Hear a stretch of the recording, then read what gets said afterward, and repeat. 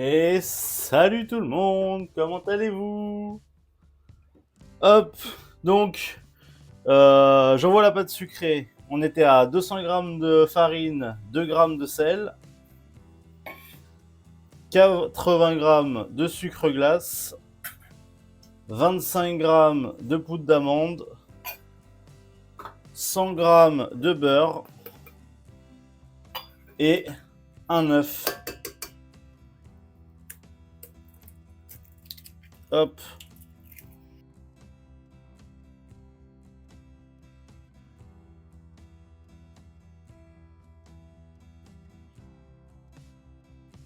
Donc là,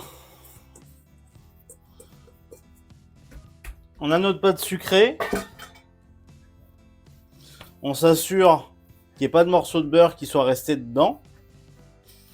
Donc là, je l'écrase un peu contre mon tour, comme ça je m'assure qu'il n'y ait vraiment plus rien dedans. Si je vois qu'il n'y a pas de morceaux de beurre ni rien, on va bien l'aplatir et on va la filmer la plus plate possible pour qu'on puisse, pour qu'elle puisse refroidir le plus rapidement possible. Hop. Donc bien un plat, le plus plat possible si vous voulez que ça refroidisse vite, si vous êtes pressé de faire votre tarte comme moi du coup. Hop. Et là, vu que moi je suis vraiment pressé, ça va partir au congèle. Donc en bain-marie, j'ai dit, on va mettre les 45 grammes de beurre, les 27 grammes de chocolat, les 72 grammes de sucre.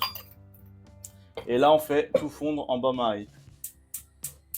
Et quand tout sera fondu, on pourra finir de faire le brownie et le mettre en cuisson directement. Il n'y a pas de temps de repos, tout ça, c'est vraiment on le fait, on le cuit. Hop.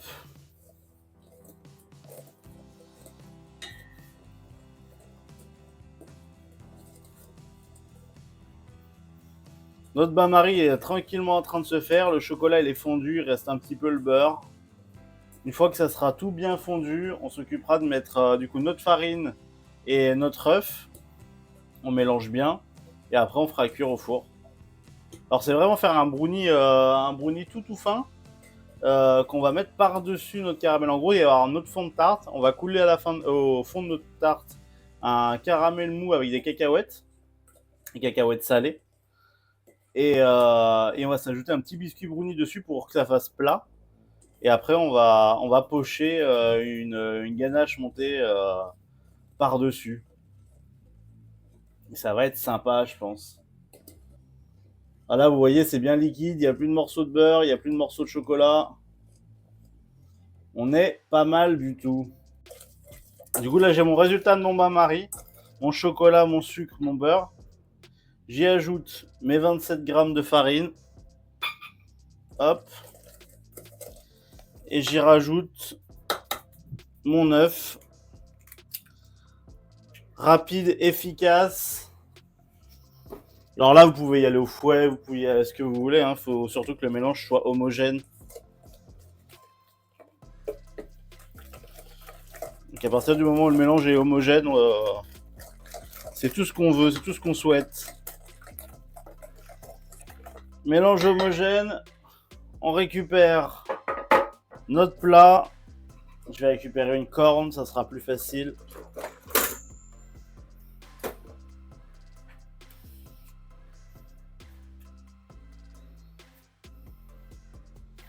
Hop.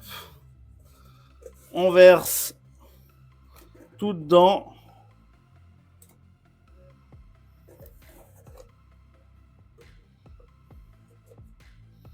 Alors ça va cuire assez vite parce que vraiment j'en veux une. C'est vraiment un brownie très fin que je recherche juste pour aplatir la zone où je vais pocher mon chocolat à la fin.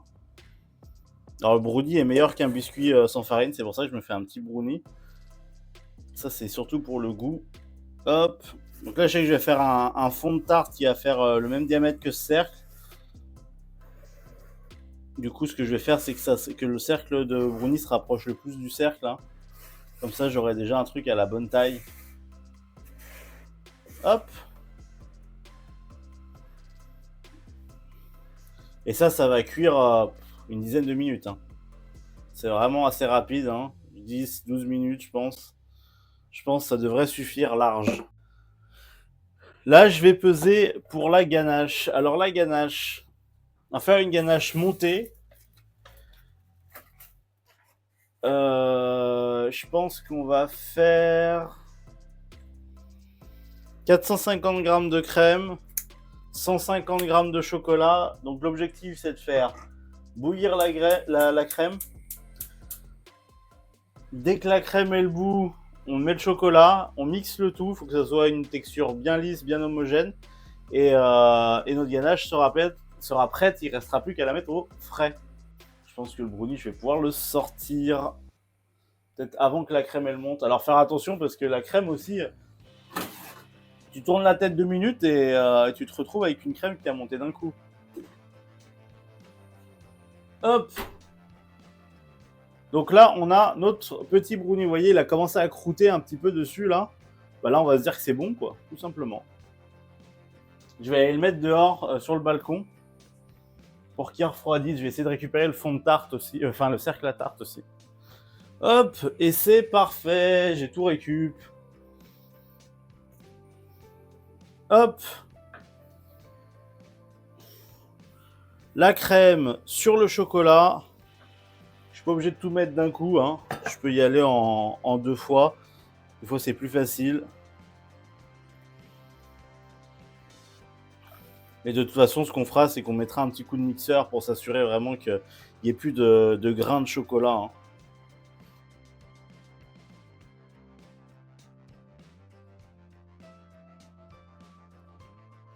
Hop, on va ajouter la crème.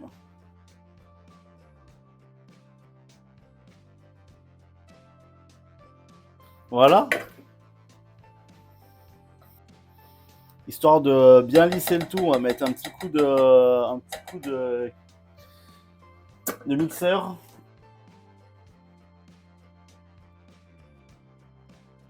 Je vais refaire refroidir du coup cette ganache chocolat. Moi, j'ai laissé un peu trop refroidir la pâte, je crois. On va retravailler un peu, ça va la faire réchauffer. On récupère notre pâte sucrée et on va foncer notre tarte. Là, je sens la musique, elle coupe dans mes oreilles, ça veut dire qu'il est toujours pas content, hein. J'ai redémarré l'ordi, hein. Je pense qu'il a chaud aussi, parce qu'il fait chaud dans la pièce.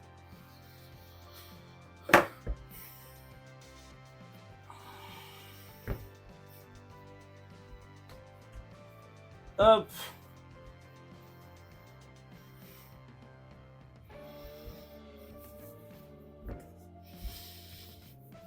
Mon petit fond de tarte.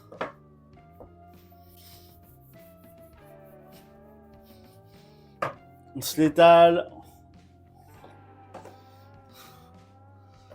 De la farine.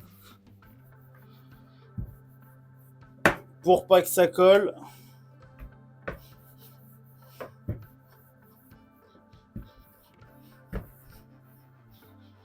Hop. Alors faites attention de ne pas faire un fond de tarte trop épais. On a tendance à faire ça souvent. C'est plus facile à travailler, plus facile à étaler, un peu plus épais. Mais après, vous allez avoir une pâte à tarte, enfin un fond de tarte qui va vraiment être prêt. Et à la dégustation, c'est pas top. Hop.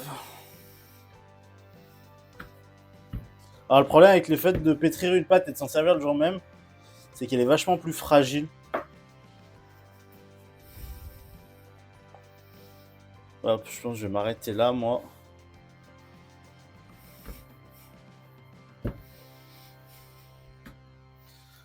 Pas oublier de piquer sa pâte.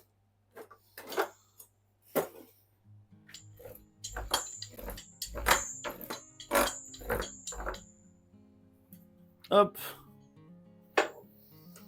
Et maintenant, on va la foncer. Hop. On vient la poser délicatement, on la plie en deux juste avant, comme je viens de faire. Hop. On la cale là. Et là, on vient foncer en emmenant bien notre pâte sur les bords de notre cercle, le bord du bas. Hein. Bon, là, elle a cassé, ça va être relou.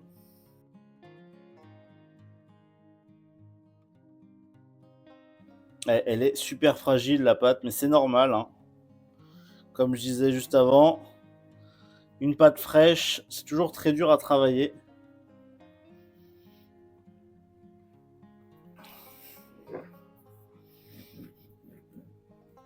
Hop.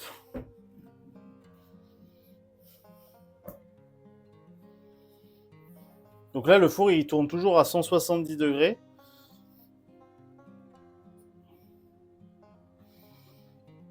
Hop. Une tarte sneakers. En fait, ça va être une tarte façon, du coup, façon sneakers.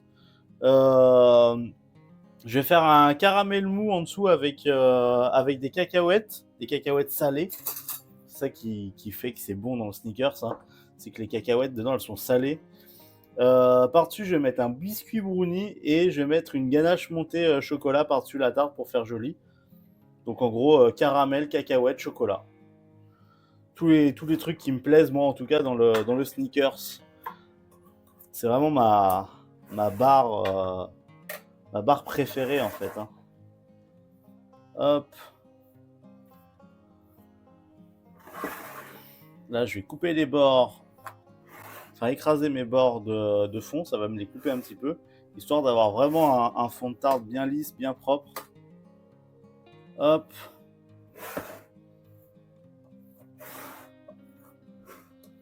Normalement, ça se fait plus vers de l'intérieur vers l'extérieur, là, comme ça. Mais avec les bords de la plaque, j'ai un peu du mal à le faire. Donc, je m'y suis pris un petit peu autrement. Hop. Tac. Là, on a l'air pas trop mal et ça part au four. Hop, si vous voyez que votre fond de tarte il commence à gonfler, n'hésitez pas à sortir un petit peu et lui écraser un peu la tronche. Parce que là, j'ai des bulles, malgré que je l'ai piqué, là j'ai des bulles qui commencent à se former ici et là. Donc là, soit j'y vais au couteau, soit je peux y aller direct à la main. Mais en gros, juste évacuer l'air, réécraser un petit peu. Faut pas hésiter. Hein. Parce que si vous avez un fond qui est pas plat, vous n'allez pas pouvoir le remplir comme vous voulez et du coup ça va être chiant. Hop.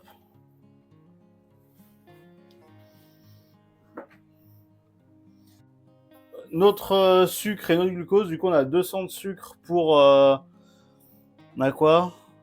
On a 200 de sucre pour 20 grammes de glucose. Donc on met tout dans la casserole. Hop, bien décoller le glucose. Le glucose, des fois, il a tendance à rester un petit peu coincé, un petit peu collé. Et on va s'ajouter 32 grammes d'eau. Hop. Elle est où la balance? Elle est là la balance.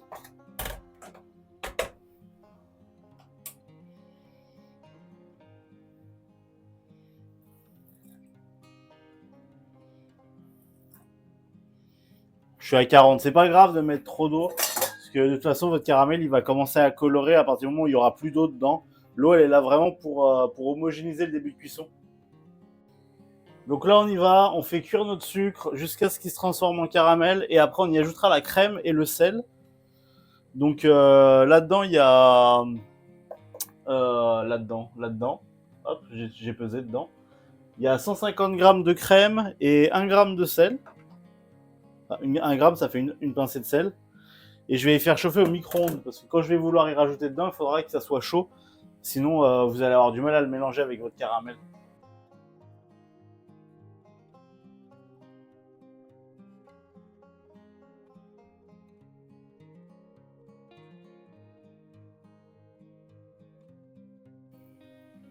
Là, on commence à avoir une belle couleur. Hein. Commence à fumer. Je vais pouvoir rajouter la crème. Du coup, je vais la mettre petit à petit parce que là, ça va éclabousser du coup. Et je remue constamment.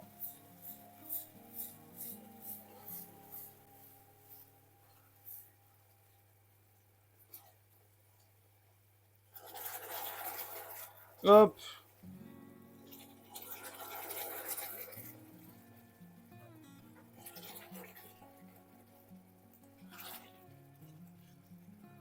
Tac.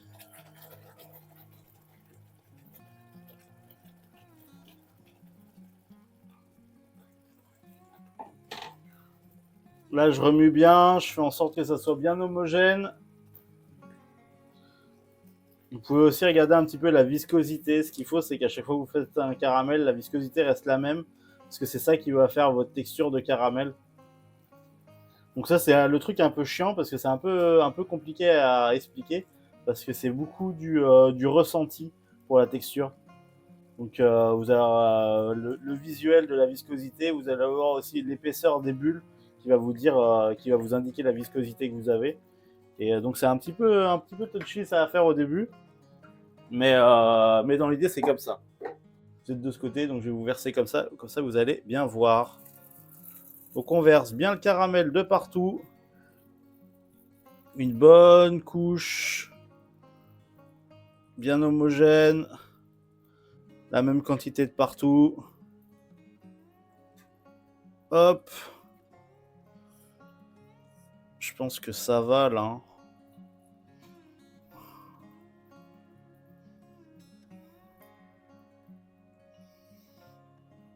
Hop.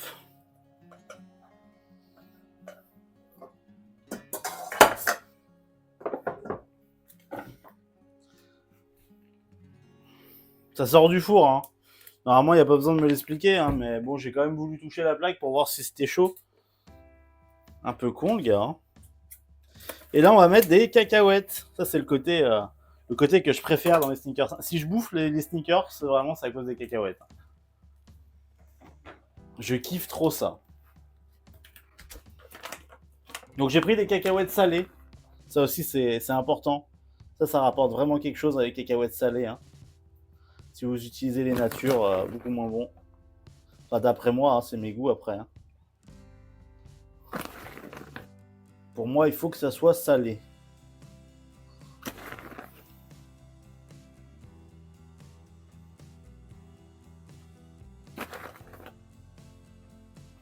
Hop.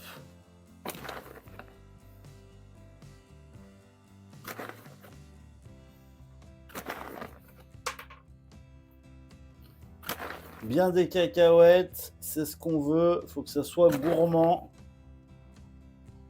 Parce qu'après, on va rajouter encore un biscuit par-dessus. Et une ganache montée. Donc, pas hésiter parce qu'il ne faut pas que les goûts se noient. Hein. Hop. Après, c'est toujours pareil, hein, c'est selon vos goûts. Hein. Si vous voulez remplacer les cacahuètes par autre chose, hein, vous pouvez. Hein. Il y en a qui font ça à la noix de macadamia aussi, ça rend super bien. Hein. C'est différent, vous n'avez pas cherché les mêmes goûts, quoi. Mais c'est facilement déclinable hein, comme recette. Hein. Hop. Du coup, j'ai plein de cacahuètes. J'ai pris le truc le plus petit que j'ai trouvé, mais... On va pouvoir faire des apéros. Il y a masse cacahuètes. Ça, je vais le caler sur la terrasse pour que ça refroidisse à l'air libre. Pour commencer, en tout cas, peut-être qu'après, on la mettra un peu au congèle. Mais là, vu qu'elle est pas... Je peux pas prendre le fond de tarte. Je vais commencer par un coup en terrasse. Il fait pas très chaud dehors, donc ça devrait refroidir assez vite quand même.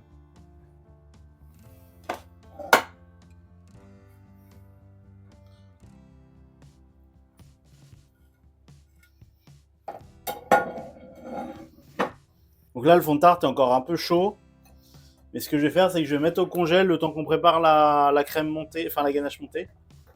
Oui, alors je disais, l'objectif, du coup, je mets tout dans le KitchenAid. On va fouetter jusqu'à avoir la texture d'une chantilly en gros. Et pour la ganache, du coup, j'ai fait 3 fois la quantité de crème par rapport au chocolat. Donc je suis parti sur 150 de chocolat et 450 de crème.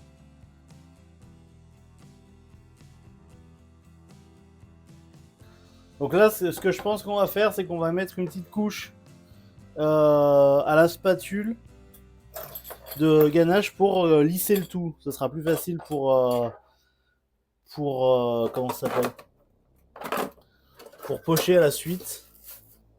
Là, j'en mets juste une petite quantité, c'est juste histoire de lisser. Hop.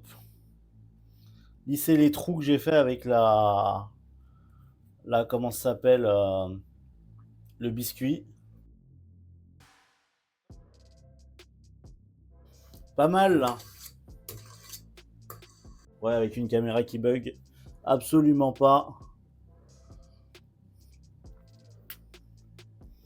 J'en ai foutu de partout. Let's go. Hop.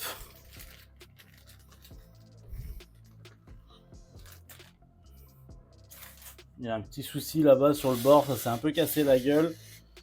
Mais on va y arriver, on va y arriver. Il me faut, tac, tac, tac. On va décorer avec un petit peu de cacao. Je propose.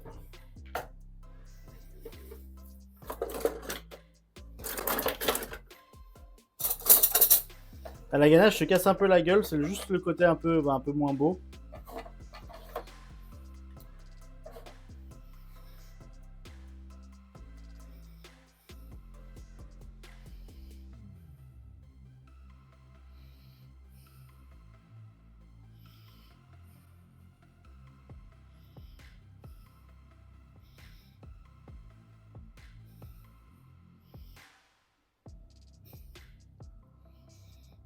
Hop.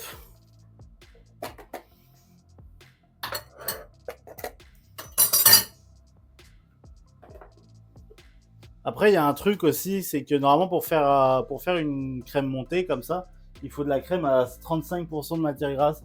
Et que dans les Carrefour, j'en trouve que de la 30, moi personnellement. Donc, c'est un peu relou ça aussi.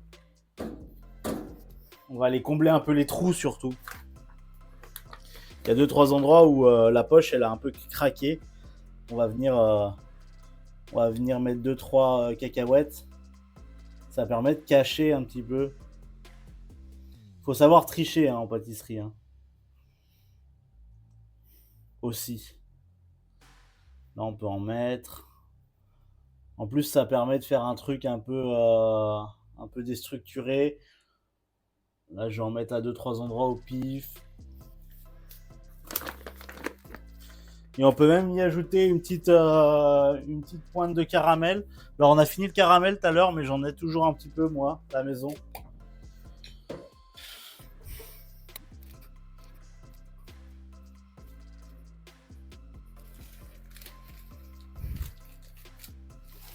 Hop. Et je pense qu'on est pas mal là. Qu'est-ce que vous en pensez?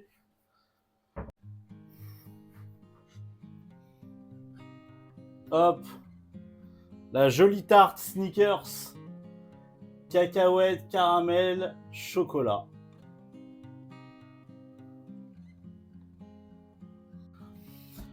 En tout cas, merci à tous d'avoir suivi ce stream ou cette vidéo pour ceux qui sont sur YouTube. Et on se retrouve la semaine prochaine pour de nouvelles recettes. Si ça vous va, bien sûr.